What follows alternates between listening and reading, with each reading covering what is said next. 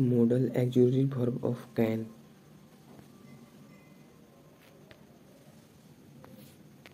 पहला रूल है कैन का, its use to express power, ability and capacity, यानी कि शारीरिक क्षमता, योग्य, ताकत को व्यक्त करने के लिए कैन का प्रयोग किया जाता है।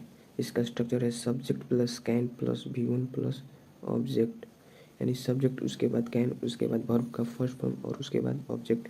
जैसे एग्जाम्पल में दिया है, मैं नदी के इस पार से उस पार तक तैर सकता हूँ, यानी कि यहाँ पर ताकत को व्यक्त किया गया है। तो इसका हो जाएगा I can swim A across the river, यानी इस पार से उस पार का पार करने का सेंस होता है एक्रॉस। वह इस वजन को उठा सकता है, तो इसका हो जाएगा he can lift this wait.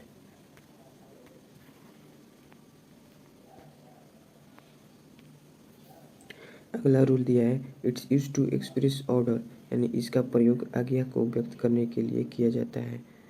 इसका भी होता है structure subject plus can V1 plus object. जैसे दिया है तुम जा सकते हो, यानी कि यू कैन गो।